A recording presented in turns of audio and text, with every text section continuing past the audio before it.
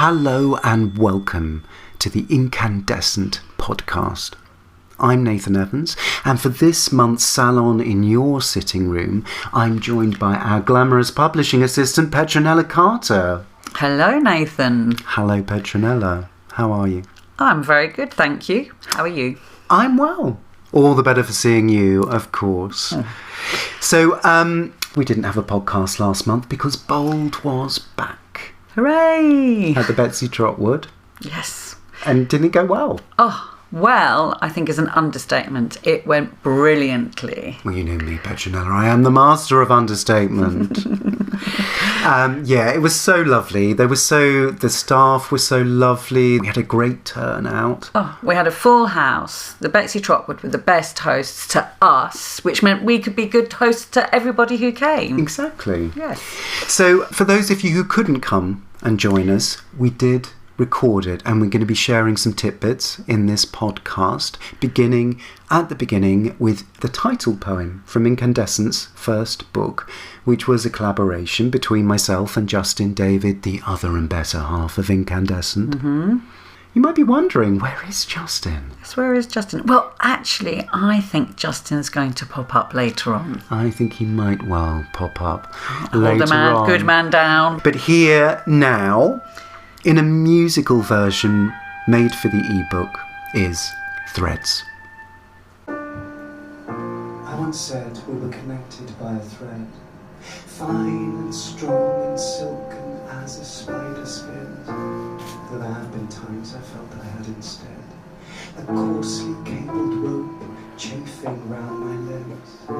And there have been times I could have cut it clean, cast myself blind without reason or goodbye from our world's rim, without you to reel me in, and fallen seed-free to unknown galaxies. I never did. Heart was made marionette as you spoke, like a child into a paper cup, string held taut, words barely registered, but yet resonated. I backed up, my blade grew blunt.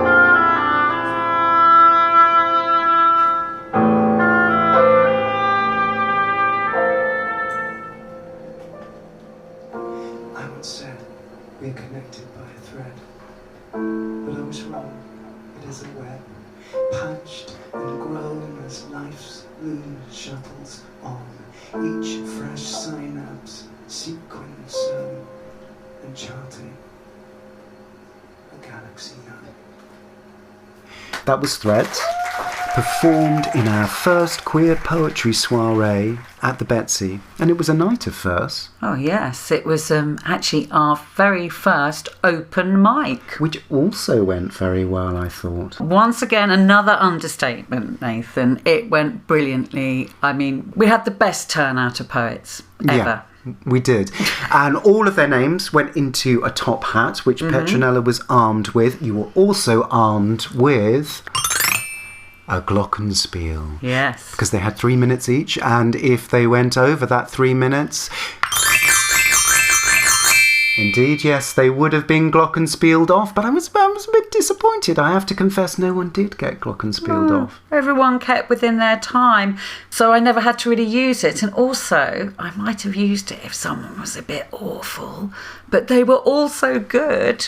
They were all brilliant, and we could have chosen any one of those 11 poets who performed on that night, but we're going to hear now from Jess Grynfeld. Hi, I'm Jess. I do some poetry with Nathan. We're in the same poetry group.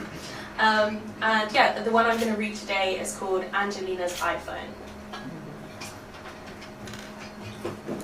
Angelina's iPhone, on the Elizabeth line, your airdrop popping up on mine.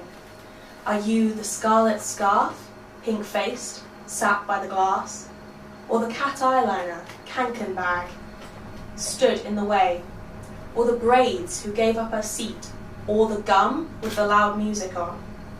Are you the mum with the pram, the one with a man, the sandy lipstick, mirror in hand, or maybe the green leggings, fresh from the gym? I'm the one watching the women, feeling February, with arms full of air. Beyond the barrier, Morris wandered, the wrong words on his lips and the wrong desires in his heart, and his arms full of air. E.M. Foster, Maurice. That was Jess Grynfeld reading at Bold. And as Jess said there, we're both members of King's Poets. Ah, King's Poets, pray tell me more. Well, as you asked so nicely, Petronella, I shall. I'm pleased to tell you there's nothing whatsoever to do with the monarch. And everything to do with King's Cross, which is where the group first met about 20 years ago, I think, now, long before I joined. I've been with them for about 3 years now, and we meet every couple of weeks. We give each other feedback on our work. Sometimes we meet on Zoom, sometimes it's in person in London. And at the moment, we're looking for some new members. Ah, so what do you have to do to join, and how do you join? If you're interested in joining, just drop me a line, nathan@inkandescent.co.uk, and come along, see if it's for you. Brilliant. Moving on. So our first featured poet at last month's Bold was Kostya Soulakis, who was also brilliant.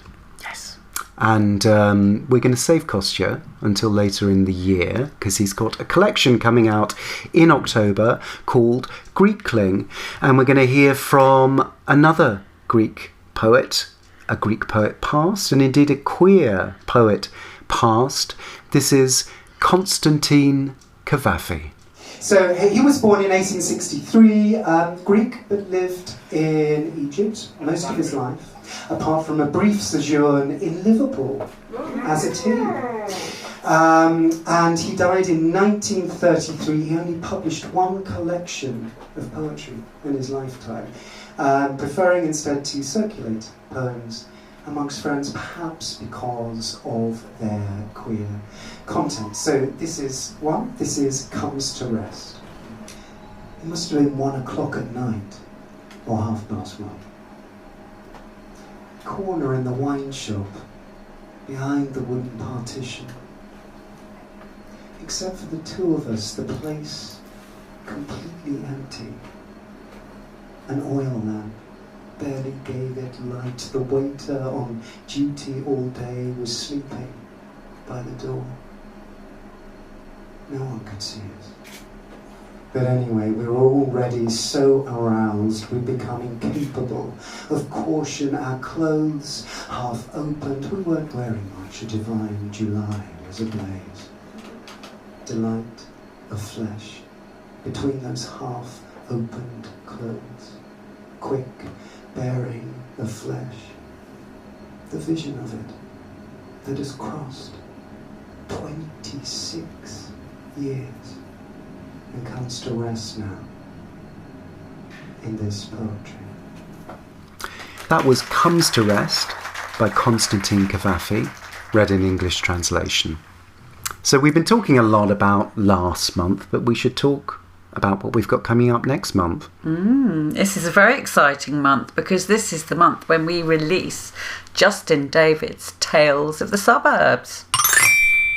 Part 1 of the Wellston World sagas. And we've already published parts 2 and 3. Yes, we've published 2 already. We published Kissing the Lizard and The Pharmacist, which are all part of this. Well, it's a trilogy at the moment. Maybe it'll go on. I don't know. Maybe it will. This is a mosaic novella which looks at... Mosaic novella? What's that? Sounds fantastic, doesn't it?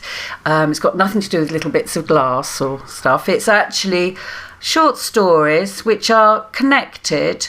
Those stories often have the same characters threaded through them, and there are some very fabulous characters. Ah, yes. We've got very funny, larger than life, but still very real characters like Gloria, Phyllis, Angie. And it's all set in the 80s and 90s? Yeah, so there is a bit of darkness in the book because, as we know, this was not a good time. It was the tyranny of Thatcher and Section 28. So we have a bit of pathos in the book too. But there are a lot of laughs as well. It's really funny. And I do believe that Justin going to read for us. Justin is going to read for us. So here is Justin David reading one of those stories from Tales of the Suburbs.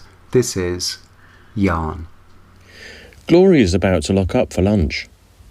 She places Mrs. Hickenbottom's Sirdart order on the counter, ready for her to pick up. Darts to the back of the shop to set the burglar alarm, and then she's out of the door, flipping the closed sign as she goes. She peers through the glass, checking the shop she's managed part-time for years. She turns the key, locking inside happy memories. It was the first job she'd had since having little Jamie, and sometimes during the holidays he used to sit with her on the bottom of a stepladder, a knitting mascot for the old ladies. The lights are off. The soft, comforting balls of wool sit in rows of many colours inside wooden pigeonholes.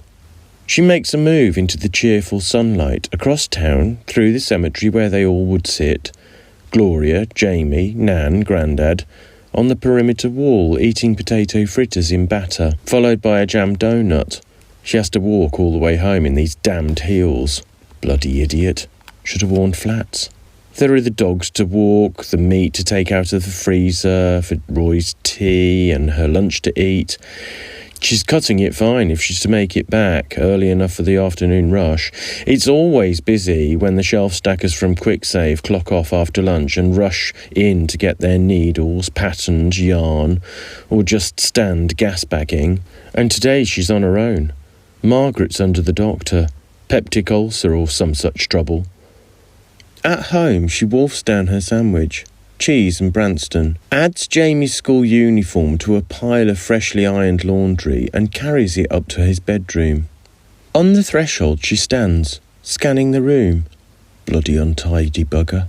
Lord knows what he gets up to in here, she voices to the empty room. His desk is cluttered with paints and brushes. There's a wooden box with seashells glued to it, and inside it's stuffed with letters and photographs. Next to the desk, an easel carries a piece of board he's painted a picture on, a spaceship flying across the cosmos. This is what he's into. Science fiction and imagination. The walls are covered with pictures of now less colourful pop stars. Boy George, washed out and sadly lost to drugs. Holly Johnson, lost behind the censors. And Freddie Mercury, reportedly diagnosed with HIV. God love him. And then there's Jamie's scrapbook, never grown out of it, big and red and bulging with cuttings. She drops the basket of fresh washing on the floor, tidies the bed and arranges his teddy bears on the pillows. Then she hangs his clean laundry in the wardrobe, sniffing the school shirt fragranced with fabric conditioner and smiling inwardly. 14, and he's still a little boy. The phone rings in the adjacent bedroom. Who's that now? She dashes onto the landing, tripping over Roy's slippers and into her own bedroom where she grabs the receiver. Hello? From where she's standing next to the window, she can see Mrs. Tonks waving up at her from the street, walking that daft miniature poodle. Same route she does every day, wearing the same maroon cloche bucket hat. Oh, hello there. Is that Mrs. Johnson? Comes a voice. Speaking. If she's told Mrs. Tonks once not to let that mutt urinate on her front lawn, she's told her umpteen times. Piss burns all over the grass. It's Annie from the library. Oh dear God, Gloria says. Have we got overdue books? I thought I'd returned them. No, it's nothing like that, Annie says. It's about some books that your Jamie's ordered from the interlibrary loan service. Go on. Well, 4 books here. Art books, paintings and such. They're ready for him to collect, only I thought you better see them first. Oh? Gloria turns away from the window now, one hand fiddling with a gold-hooped earring. Well, if it were my son, I wouldn't have a... I mean, it's not like he's... Annie, what's our Jamie gone and done now? I don't know how to put this. It's just that they're a bit, well, you know, erotic. Gloria pauses for a moment, absorbing what Annie's just said. Bloody Nora! You mean he's been ordering pornography? It's nothing like that, I promise you. Gloria feels herself blushing. Dear God! What time are you open till? 8 o'clock on a Thursday. It's me late night. Right, I'll be in after work to vet them. All right, Mrs. Johnson. Call me Gloria. Mrs. Johnson makes me sound like an old woman.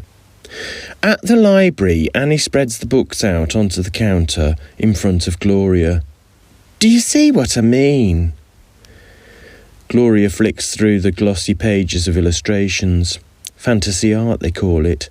Amazonian women wearing very little, voluptuous bodies, muscle-bound barbarians slaying dragons, and sexy sorceresses riding winged beasts. She tries to keep her voice low. Some of these seem quite tasteful, actually. Annie laughs. Mind you, you wouldn't want it on your bedroom wall, would you? God, no. Gloria points at the one female with an abundant cleavage, enough to give you a complex. Both women titter, which draws a loud shh from behind one of the bookcases. Gloria pulls a face and presses her lips together. I expect he's researching something. Our Jamie writes stories. Won a competition last month. He does a lot of drawing. Art's his favourite subject to school. Maybe he wants to copy some of these mythological creatures. She exchanges a look with the librarian. There's an image of a muscular man seemingly being anally penetrated by a tree in the shape of a man. Very artfully done, though. But Gloria bites her lip. She closes the book and looks at Annie. I'll make sure he doesn't take these to school. I just wanted to be sure, Sorry, Gloria. Better to be safe than sorry, Annie says. Just check these out to Jamie's account and then you can take them away with you. OK? In the dark, she's sitting on the edge of his bed playing with his knitting bag when he comes in from his after-school art class. She watches him through the bedroom door, coming up the stairs alongside the slatted banisters, pulling off his school tie and unbuttoning his shirt. All right, Mum, Jamie says, out of breath as if he's been running. His voice is deep and slightly husky in a way that she's never noticed before. When he reaches the top of the stairs, he looks taller than she thought he was. Taller than his dad now. You checking my attention, he says, leaning on the doorframe. The landing light behind him casting his face into silhouette, making him look a little gaunt. You still into this? Gloria asks, thinking that she preferred it when he was. Not really. Grown out of it? He gestures to the tube of paintbrushes. He walks in without switching on the light and places them on the desk. She stands up. The librarian called today. I went to pick these books up for you. She hands him a carrier bag with the books in. Art, they call it. Oh, brilliant. He reaches into the bag excitedly. I've been waiting ages for these. Gloria looks at her son. A furry shadow on his chin, Adam's apple, greasy hair, pimples. Not so little anymore. Though he's thinner. She noticed that when she was washing his clothes. He'd punched an extra hole into his belt.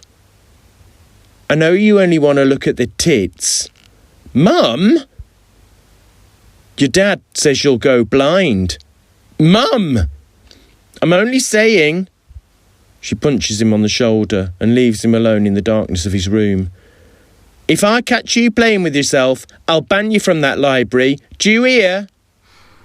That was Justin David reading Yarn from Tales of the Suburbs, which is out... It's coming out on May the 2nd. May the 2nd. Yes, you will be able to buy it online, in bookshops. And you can also look out for the blog tour, which I know you've been working hard on. I've been working on the blog tour, which is and it's going to starting on May the 3rd, the day after the book comes out. So we've got interviews. We've got extracts from the book being published on different blogs. We've got a playing list. A playlist of songs that are in the book or influenced Justin. So I like a playlist. It's always interesting to see what music has fueled someone creative. Yeah. Oh, and whilst we're talking about creativity, we should talk about the Inkandescent writing course, which Justin is going to be running, our very first course from September. Yes, and it's a beginner's course, and it's actually a beginner's course about writing a short story. And I think after you've read Tales of the Suburb, you will want to learn how to write a short story from Justin David. So how can we find out about this? All the details are on the Inkandescent website. There is a page for the writing course on the website, so go there. You can find all the details. As we said, it is for beginners, and it's also an online course as well. Perfect. So I think we're going to go back to Bold, Petronella, and to our second feature poet. Wasn't she brilliant? Lisa Luxx. Yeah. Out of this world. She was amazing. She really was. So here she is reading a poem from her collection, Fetch Your Mother's Heart. It's Lisa Luxx. Alright, so this one is called For a Subculture to Resist Capitalist Co-opting, It Must Remain Impossible to Define. So, essentially, the reason I really enjoy this movement of queerness. Why? Because it is not a noun as I see it, it's a verb, yeah? It's the way that we navigate, it's the way that we move, it's not something that we are or something that we be, because therefore it will be static, and therefore it can be co-opted. Right? They were always co-opted things, capitalists and the mainstream, if they can define it. Therefore, they can make a shop out of it. Right? It's really impossible to define. Well, it's made real slippery. They won't catch us. You know, we can keep being in this beautiful communion of fluidity that we're staying in. So I really, really advocate for not having nouns and for consistently redefining our words whenever possible. Redefine it, change it, shift it, make it shapeshift like our names. You know. And then we slip out of their grip. So, but this is one that really plays with the word dyke. So, for a subculture to resist capitalist co-opting, it must remain impossible to define. Dyke is not my sexuality. Because my sexuality is just that men don't deserve me.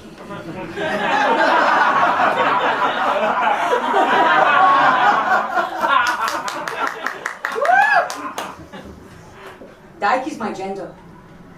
It's the she that exists outside of the male gaze. The earth is a dyke. Yeah, if she held you in bed, you'd sink into the softness of her skin, and she'd flex her biceps in response, knowing gold you are forbidden to mine for. Dyke is my political party. I've seen a city in rubble, and watched butches and femmes knot hairs and carry whole neighbourhoods beneath the paving stones while gay boys bowed and made their speeches. Dyke is my street fighter of choice. Is the way I square my shoulders when I mean listen. And dyke is the way I listen. Dyke is how I accessorize with bite marks, but would marry the cradle.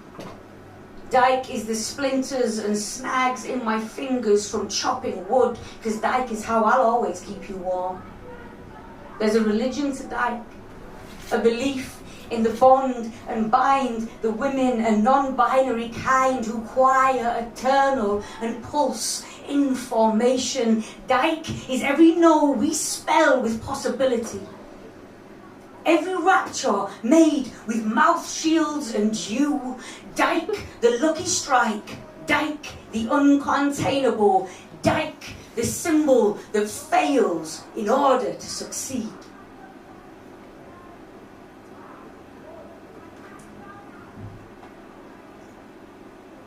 They invented guns, you know, when they couldn't catch birds.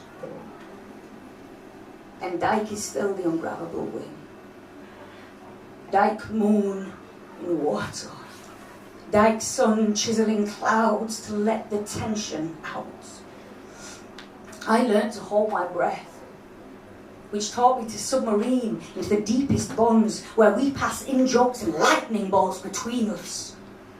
Dyke the comrade, Dyke the harvest, guardian, oh friend, between bike chains and clippers, horoscopes and crystals, with the blessed and the butch. My God, we feel true. Come now, every bee, oh, I stood, bad bitch, and honey, you are the horizon.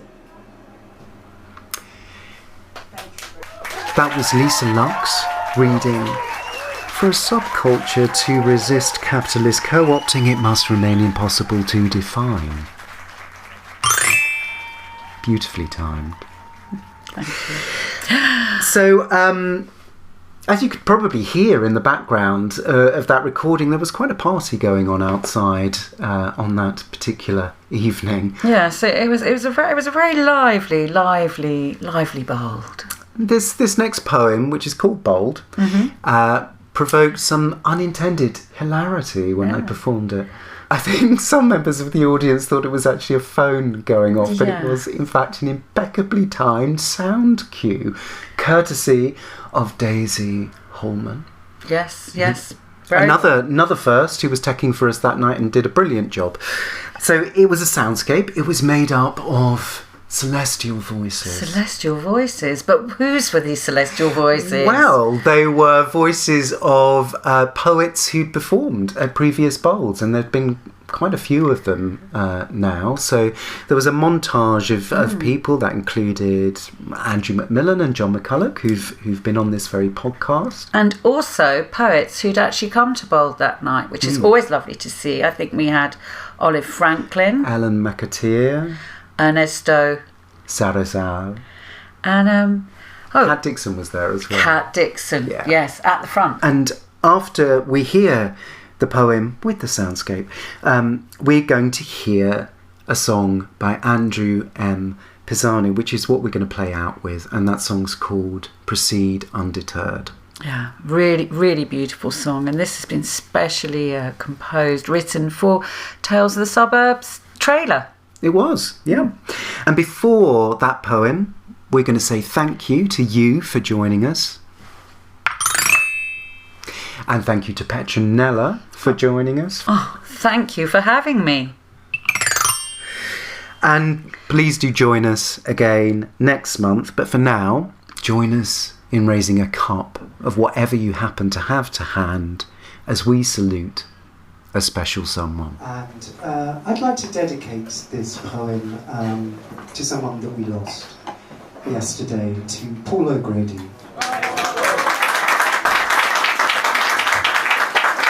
To Lily Savage,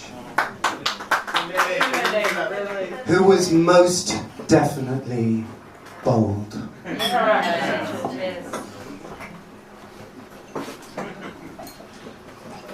We are the ones who dare grow taller, cannot but venture above ground cover, eschew the modest blooming of denim, effloresce in spectrum, evanescence seen from moon, Neptune, our light goes on.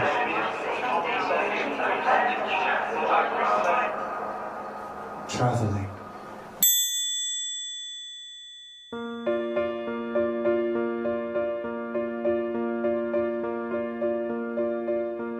Don't be afraid, let anybody stand in your way, a needle in your eye. Secrets are better when shared. Don't hide from the light and let the world pass you by. This is your chance.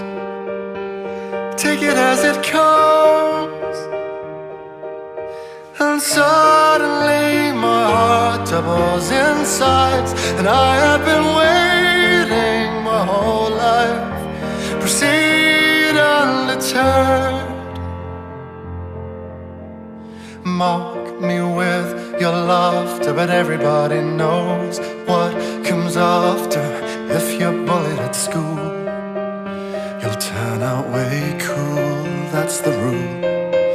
So take all the punches, know that each and every one turns into gold. Stand back and behold, and suddenly my heart doubles in size, and I have been waiting my whole life.